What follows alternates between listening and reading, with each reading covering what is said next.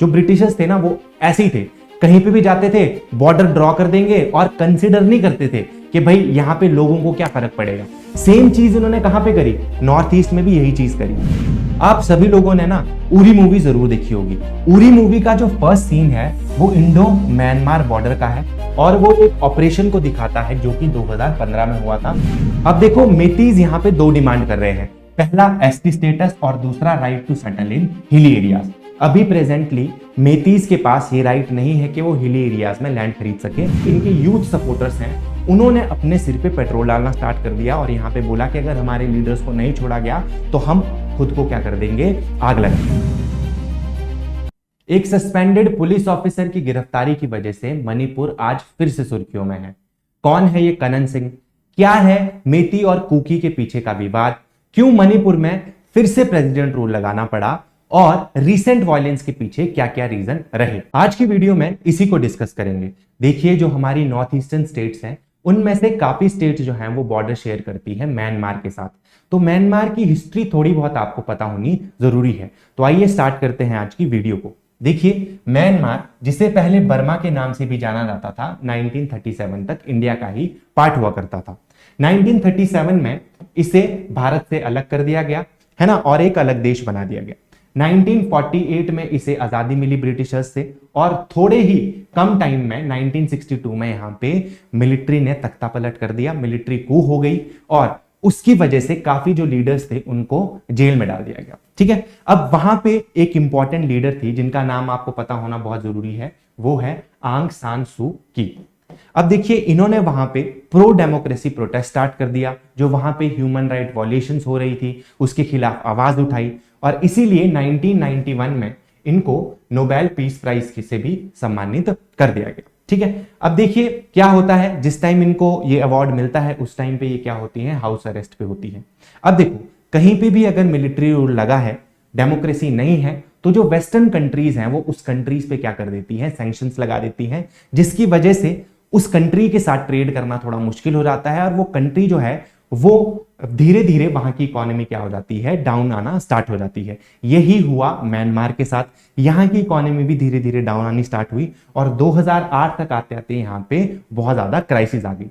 तो यहाँ की मिलिट्री जो थी उसको लगा कि भाई अगर इस क्राइसिस से बाहर निकलना है तो थोड़ी बहुत डेमोक्रेसी का एलिमेंट हमारे को ऐड करना पड़ेगा। ठीक है, तो अब 2008 में यहां पे क्या किया गया कि एक कॉन्स्टिट्यूशन लिखा गया म्यांमार का, जिसके तहत यहां पे पार्शियल डेमोक्रेसी लाई गई। ठीक है, अब देखिए 2010 से लेकर 2021 तक जो है म्यांमार में पार्शियल डेमोक्रेसी रही।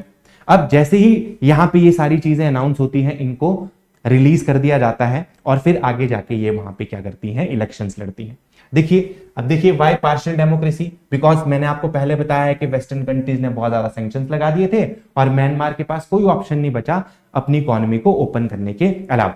अब देखिए 2015 में यहां पे क्या होता है, आंग सान सू की जो है वो अपनी एक पार्टी बनाती है, उसका नाम रखती है नेशनल लीग फॉर डेमोक्रेसी और ये वहां पे इलेक्शन जीत भी जाती हैं 2015 में और उसके बाद इनको चांसलर बनाया जाता है म्यांमार का और एक्सटर्नल अफेयर मिनिस्ट्री भी इन्हीं के पास रहती है। इनका कार्यकाल बहुत ही अच्छा रहता है ना, इनका जो सपोर्ट बेस है वो भी बढ़ता है धीरे धीरे और 2020 में वहां पे दोबारा से इलेक्शंस होते हैं जिसमें उनकी लैंडस्लाइड विक्ट्री होती है, जिसकी वजह से जो आर्मी है वहां की वो खुश नहीं होती। उनको लगता है कि भाई ये ज्यादा पॉपुलर हो जाएगी तो हमारे को कौन पूछेगा, इसीलिए वो बोलते हैं कि भाई इसने तो क्या करा है, इलेक्शन में धांधली करी है जिस वजह से जीत पाई, अदरवाइज ये जीत नहीं पाती। ठीक है, अब इन सब चीजों को ग्राउंड बना के वहां की मिलिट्री तख्ता पलट कर देती है और पूरी की पूरी पावर अपने हाथ में ले लेती है ना, और आंग सान सू की को क्या कर दिया जाता है, अरेस्ट कर दिया जाता है। अब देखो कहीं पे भी कोई भी कंट्री अगर डिस्टेबलाइज होगी ना, कहीं पे मिलिट्री कू होगा या वहां पे वॉर होगा, तो वहां पे पहली चीज जो होती है वो होती है माइग्रेशन। वहां के लोग जो हैं वो दूसरी कंट्री में माइग्रेट करना स्टार्ट कर देते हैं। अभी मैंने आपको बताया कि नॉर्थ ईस्टर्न स्टेट जो है इंडिया की, उसका बॉर्डर शेयर होता है म्यांमार के साथ। अब यहां से लार्ज स्केल माइग्रेशन स्टार्ट हो जाती है हमारे नॉर्थ ईस्ट में और यहां पे एक फ्री मूवमेंट रिजीम है जिसके बारे में हम आगे जाके बात करेंगे, उसका भी ये मिसयूज करके बहुत ज्यादा अमाउंट में लोग इंडिया की तरफ को आना स्टार्ट कर देते हैं। अब देखो इंडिया म्यांमार बॉर्डर के बारे में देख लेते हैं। इंडिया म्यांमार के साथ 1643 किलोमीटर का बॉर्डर शेयर करता है और ये वाली जो स्टेट्स हैं जैसे अरुणाचल प्रदेश हो गया, नागालैंड, मणिपुर, मिजोरम, ये जो है बॉर्डर शेयर करती हैं आपका म्यांमार के साथ। ठीक है, अब देखो सबसे ज्यादा अगर इसमें देखा जाए तो अरुणाचल प्रदेश का बॉर्डर है 520 किलोमीटर। ठीक है, चलिए अब देखो म्यांमार जो है वो इंडिया की जो एक्ट ईस्ट पॉलिसी है, जिसमें इंडिया क्या चाह रहा है कि जो साउथ ईस्ट एशियन कंट्रीज है उनके साथ एंगेज किया जाए, है ना, ट्रेड बढ़ाया जाए, है ना, तो उस पॉलिसी में ये कंट्री बहुत ज्यादा इंपॉर्टेंट रोल प्ले करती है। इसको बोला जाता है कि गेटवे है साउथ ईस्ट एशिया के लिए। ठीक है, तो इसीलिए ये कंट्री हमारे लिए बहुत ज्यादा इंपॉर्टेंट है ना। अब देखो this border was marked in 1926 by treaty of Yandabo. ठीक है, अब देखो यहां पे एक और चीज है जो आपको याद रखनी है। ट्रीटी ऑफ यान्दाबो हुई थी फर्स्ट एंग्लो बर्मीज वॉर के बाद, है ना, और 1826 में इस बॉर्डर को डिमार्केट किया गया। अब देखो जब ब्रिटिशर्स थे ना वो ऐसे ही थे, कहीं पे भी जाते थे बॉर्डर ड्रॉ कर देंगे और कंसिडर नहीं करते थे कि भाई यहां पे लोगों को क्या फर्क पड़ेगा। सेम चीज इन्होंने कहां पे करी, नॉर्थ ईस्ट में भी यही चीज करी। इस तरीके से ये बॉर्डर ड्रॉ किया गया कि लोगों के घरों के बीच से ये बॉर्डर जाने लगा। ठीक है, वहां पे एक नागा चीफ है ना, उनके घर के बीचों बीच से ये बॉर्डर जाता है ना। अब आधा घर उनका किसमें है, म्यांमार में है, और आधा घर उनका इंडिया में है। तो इस तरह की चीजें ब्रिटिशर्स द्वारा करी गई, इस बॉर्डर को अच्छे से डिमार्केट नहीं किया गया। और देखो दूसरी चीज पता क्या होती है, देखो बॉर्डर तो देखो सिंपल लाइन है ना। अब देखो यहां का जो बंदा होगा ना वो दिल्ली के बंदे के साथ ज्यादा कनेक्ट नहीं करेगा, वो यहीं पे जो आसपास यहां पे लोग रह रहे होंगे ना म्यांमार में, उनके साथ ज्यादा कनेक्ट करेगा, है ना। उनके साथ इसके जो रिलेशंस होंगे वो भी हो सकते हैं, है ना। और एक चीज और हो सकती है कि जो कल्चर होगा इस पूरे एरिया का सेम होगा। अब देखो ये बॉर्डर तो उन्होंने ड्रॉ कर दिया, बट यहां पे जो लोग पहले से रह रहे होंगे, है ना, उनके बीच में तो कोई बॉर्डर नहीं ड्रॉ हुआ होगा। उनके लिए तो अभी भी क्या है, उनके रिलेटिव्स इस तरफ रह रहे हैं। तो इसीलिए यहां पे इंडियन गवर्नमेंट द्वारा एक चीज स्टार्ट करी गई जिसे कहा गया फ्री मूवमेंट रिजीम। अब फ्री मूवमेंट रिजीम के चलते क्या किया गया, देखो इस एरिया में जितने भी लोग रह रहे होंगे ना उनको अलाउ कर दिया गया कि आप इधर जा सकते हो, और इस एरिया वाले जितने भी लोग थे उनको अलाउ कर दिया गया कि आप इधर आ सकते हो, है ना। अभी के लिए ये बाउंड्री जो है वो 16 किलोमीटर की है, बट 1960 में इसको 40 किलोमीटर तक का एरिया बनाया गया था। मतलब बेसिकली देखो यहां पे एक बाउंड्री है, ये इंडिया म्यांमार के बीच में बाउंड्री है। यहां पे जो लोग हैं वो इधर इस एरिया में 16 किलोमीटर तक आके रह सकते हैं कुछ टाइम तक, अगर उनके रिलेटिव्स यहां रह रहे हैं तो। ठीक है, और यहां के लोग भी इसी तरीके से म्यांमार जाके 16 किलोमीटर वाले एरिया में रह सकते हैं कुछ टाइम के लिए। अब वो टाइम फ्रेम कितना होगा, देखो यहां पे बताया गया है कि भाई under FMR every member of hill tribe who is either a citizen of India or citizen of Myanmar who resides within 16 kilometer of the border can cross the border on production of border pass usually valid for a year and can stay up to 2 weeks per visit। तो हर visit में वो 2 weeks तक वहां पे रह सकता है। Border पास एक उनको बनाना पड़ेगा और उस बॉर्डर पास की जो वैलिडिटी होगी वो 1 साल की होगी। हर 1 साल में उसको हर साल मतलब उसको रिन्यू कराना पड़ेगा। ठीक है, तो ये चीज डिसाइड करेगी ताकि जो यहाँ के लोग थे, इन बॉर्डर एरियाज के लोग थे, उनको ऐसा ना लगे कि भाई हमारा जो एथनिक कनेक्शन है, जो हमारा रिलेशन है दूसरी साइड वाले लोगों से, वो टूट जाए। ठीक है, तो उनको ये सारी चीजें कंसिडर करके ये चीज करेगी। अब देखो म्यांमार में तो सिविल वॉर स्टार्ट हो गया है।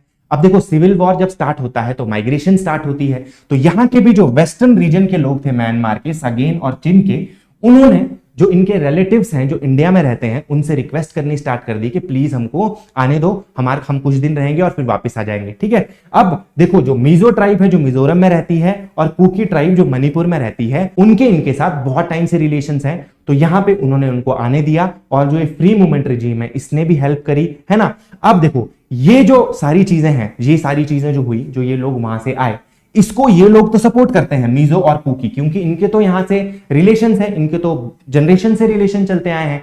बट इसको अपोज करती है मेती कम्युनिटी जो कि मणिपुर की वैली में रहती है, और ये जो है फ्री मूवमेंट रिजीम की भी अगेंस्ट है, और जो माइग्रेशन हुई है, इतने लार्ज स्केल पे माइग्रेशन हुई है, इसके भी अगेंस्ट है। ठीक है, चलिए आगे देखते हैं। अब देखो पिछले साल क्या हुआ ना, 2024 में ये सारी चीजें जब हुई ना, तो उस वजह से क्या हुआ कि इस फ्री मूवमेंट रिजीम को होम मिनिस्टर ने सस्पेंड कर दिया। अभी भी फिलहाल के लिए सस्पेंडेड है। मतलब अब कोई भी लोग जो इंडिया के होंगे वो म्यांमार नहीं जा पाएंगे और म्यांमार के लोग इंडिया नहीं आ पाएंगे। ठीक है, तो अभी के लिए फिलहाल जो फ्री मूवमेंट रिजीम है इसको सस्पेंड कर दिया गया है। पर क्यों इसको सस्पेंड किया गया है? देखो यहां पे जो है ना, इस फ्री मूवमेंट रिजीम का गलत फायदा उठाते हैं यहाँ के इंसर्जेंट ग्रुप। जैसे कि कौन कौन से इंसर्जेंट ग्रुप है यहाँ पे active? United nation liberation front है, यूएनएलएफ है, पीएलए है, यूएलएफए है, एनएससीएन है। ये सारे के सारे जो इंसर्जेंट ग्रुप हैं यहाँ पे एक्टिव हैं और ये जो फ्री मूवमेंट रिजीम है ये इनको हेल्प करती है। कैसे हेल्प करती है ना? देखो म्यांमार की जो ज्योग्राफी है ना वो बहुत ज्यादा रगिड ज्योग्राफी है, वहां पे बहुत ज्यादा अमाउंट में फॉरेस्ट है। तो इन्हीं इंसर्जेंट ग्रुप जो है, इन इंसर्जेंट ग्रुप को वहां पे शेल्टर मिल जाता है, मतलब इजीली उनको फाइंड नहीं कर सकते हो आप ड्यू टू वहां की ज्योग्राफी की वजह से। ठीक है, सेकंड चीज है कि ये जो एरिया है, ये वाला एरिया, ये गोल्डन ट्रायंगल में आता है। अब आप पूछोगे कि गोल्डन ट्रायंगल क्या है? देखिए वर्ल्ड में दो एरियाज ऐसे हैं जो ओपियम प्रोडक्शन के लिए, जिसे अफीम भी कहा जाता है, अफीम की प्रोडक्शन के लिए बहुत ज्यादा फेमस है। ठीक है, एक है गोल्डन क्रेसेंट और दूसरा है गोल्डन ट्रायंगल। गोल्डन क्रेसेंट में आपके ईरान, पाकिस्तान, अफगानिस्तान है ना, ये सारा एरिया आता है। और ये जो गोल्डन जो ट्रायंगल है इसमें आपका आता है म्यांमार, थाईलैंड, वियतनाम, लाओस। मतलब इन एरियाज में बहुत ज्यादा अमाउंट में अफीम उगाई जाती है। अब देखिए इस एरिया में अफीम उगाई जाती है तो यहां से बाहर भी तो जाएगी, है ना, इसको एक्सपोर्ट भी तो किया जाएगा। तो इस चक्कर में जो हमारा नॉर्थ ईस्ट है वहां पे बहुत ज्यादा अमाउंट में क्या आ रही है? अफीम आ रही है। अब ये भी बोला जाता है कि जो ये माइग्रेंट्स आए हैं ये हिली एरियाज में सेटल होना स्टार्ट हो गए हैं, मणिपुर के हिली एरियाज में सेटल होना स्टार्ट हो गए हैं और वहां पे उन्होंने अफीम उगाना भी स्टार्ट कर दिया है। ठीक है, तो वहां पे ड्रग प्रॉब्लम इसकी वजह से बढ़ रही है। ठीक है, नॉर्थ ईस्टर्न वाले एरिया में। तो ये भी एक रीजन दिया जाता है कि जिसकी वजह से फ्री मूवमेंट रिजीम को सस्पेंड किया गया और होम मिनिस्टर ने बोला है कि अब ये जो इंडिया और म्यांमार का पूरा बॉर्डर है उसको क्या किया जाएगा? फेंस किया जाएगा। ठीक है, तो सेकंड रीजन तो ये है। यहां पे क्या होता है, ड्रग ट्रैफिकिंग ये लोग करते हैं इंसर्जेंट ग्रुप, और उससे जो पैसा आता है उसको यूज करते हैं आर्म्स खरीदने के लिए और फिर हमारी जो सिक्योरिटी फोर्सेस है उन पे, हाँ मतलब आप देखते होंगे कि वहां पे अटैक होते रहते हैं। ठीक है, तो ड्रग ट्रैफिकिंग यहां पे होती है, ओपीएम प्रोडक्शन नॉर्थ ईस्ट और म्यांमार में। ये जो एरियाज आप ब्लू कलर में देख रहे हो ये वो वाले एरियाज है जहां पे बहुत ज्यादा अमाउंट में अफीम उगाई जाती है। अब ये देखो इतना एरिया इंडिया के साथ भी कोलाइड करता है, तो इन्होंने अब क्या है, इस हिली एरिया में भी अफीम उगाना स्टार्ट कर दिया है। ठीक है, चलिए थर्ड रीजन है कि illegal migration. These groups get human resource।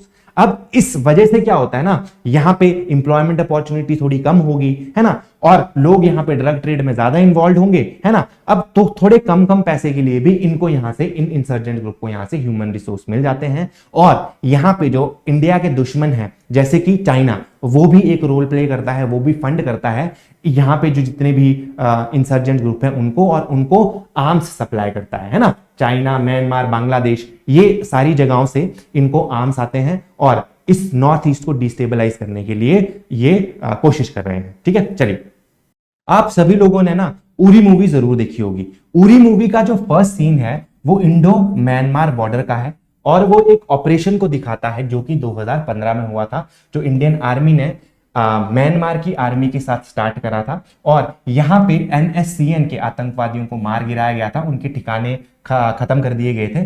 क्यों? क्योंकि उन्होंने 18 सोल्जर्स मार दिए थे आपके डोगरा रेजिमेंट के मणिपुर में। ठीक है, इस टाइम पे 2015 में वहां पे डेमोक्रेसी है, इंडिया और म्यांमार के अच्छे रिलेशंस है। तो इंडिया और इंडियन आर्मी और म्यांमार की जो आर्मी है उन्होंने ये कंबाइंड ऑपरेशन वहां पे चलाया था। देखो जो नॉर्थ ईस्ट है वहां हिली टेरेन है ना, और डेंस फॉरेस्ट है, जिसके कारण जो वहां पे बॉर्डर मॉनिटरिंग है बहुत मुश्किल हो रही है, जिसकी वजह से लार्ज स्केल माइग्रेशन यहाँ पे हो रही है ना।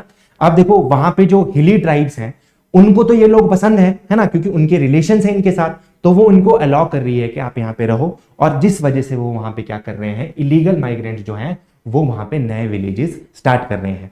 अब इसके खिलाफ मणिपुर की गवर्नमेंट ने नवंबर 22 में एक एविक्शन ड्राइव चलाई, जिसके तहत जो ये इलीगल वहां पे सेटलमेंट्स हुई थी इनको तोड़ दिया गया। ठीक है, आइए देखते हैं मेतीज और कुकीज आपस में लड़ क्यों रहे हैं। इसके लिए आपको डेमोग्राफी पता होनी चाहिए मणिपुर की। देखो सबसे पहले तो ये वाला एरिया जो आपको दिख रहा है यहाँ पे, ये वैली वाला एरिया है और यहाँ पे रहते हैं मेतीज।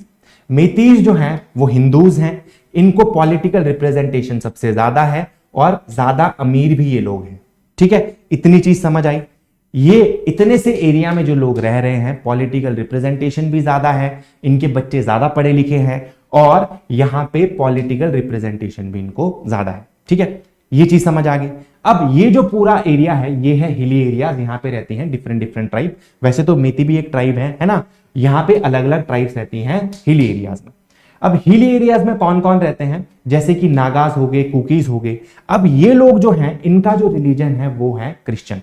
ठीक है, अब देखो मेतीज जो है ना यहां पे एसटी स्टेटस की डिमांड कर रहे हैं।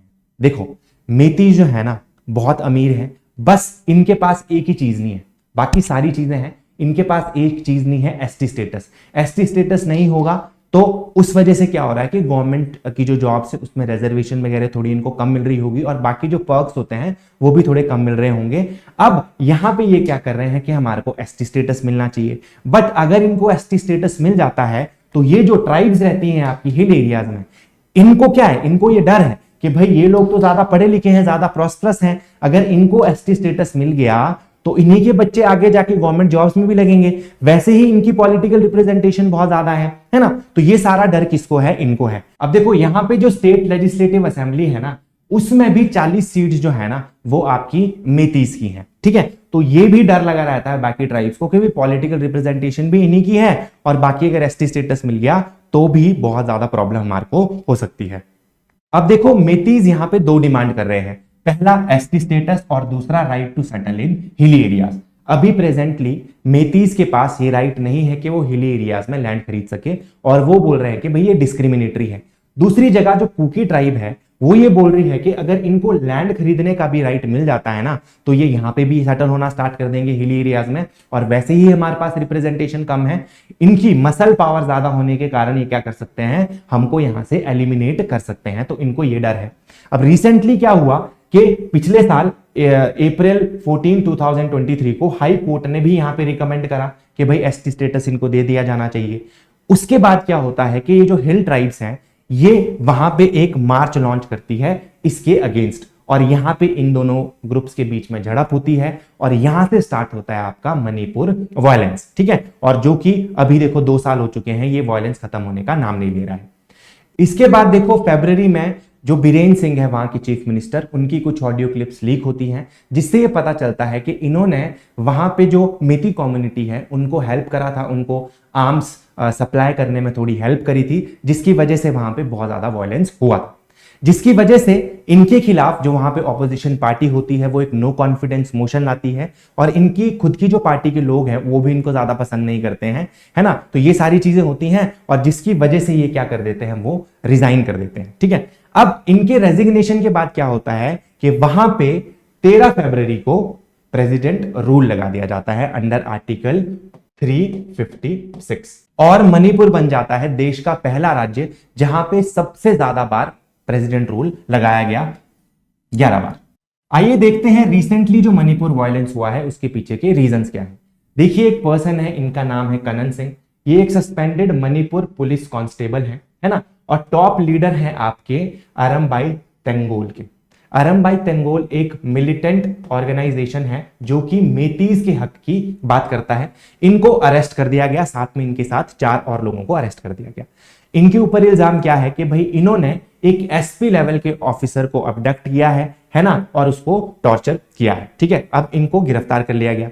ये इनकी गिरफ्तारी के बाद क्या हुआ कि जितने भी इनके सपोर्टर्स थे वो सारे सड़कों पर उतर जाते हैं और वो कहने लगते हैं कि भाई कुकी के लीडर्स भी तो है ना, कुकी लीडर्स भी हैं, उनको तो आप ऐसे अरेस्ट कर नहीं रहे, हमारे लीडर को कर रहे हो। और यहां तक कि जो इनके यूथ सपोर्टर्स हैं उन्होंने अपने सिर पे पेट्रोल डालना स्टार्ट कर दिया और यहां पे बोला कि अगर हमारे लीडर्स को नहीं छोड़ा गया तो हम खुद को क्या कर देंगे, आग लगा देंगे। ठीक है, अब ये सारी चीजों के चलते मणिपुर जो है स्टेट गवर्नमेंट ने वहां पे क्या किया है, अभी वहां पे 5 जो जगहें हैं, 5 डिस्ट्रिक्ट्स में वहां पे कर्फ्यू लगा दिया गया है ना, और सिर्फ एसेंशियल आइटम्स जो हैं, एसेंशियल सर्विसेज हैं जैसे कि आपकी हॉस्पिटल हो गए, है ना, इमरजेंसी पर्सनल्स होंगे, वही अलाउड है। ठीक है, ये सारी चीजों को करा गया ताकि वहां पे शांति दोबारा से बनाई जा सके। वहां पे इंटरनेट फिलहाल के लिए, ब्रॉडबैंड, ये सारी चीजें कट ऑफ कर दी गई हैं 5 दिन के लिए। 7 जून को ये डिसीजन लिया गया था। अब देखो मणिपुर में अभी तक भी शांति नहीं बन पाई है। अब देखते हैं आने वाले टाइम में इसके लिए गवर्नमेंट क्या क्या करती है। आज के लिए इतना ही। Thank you very much.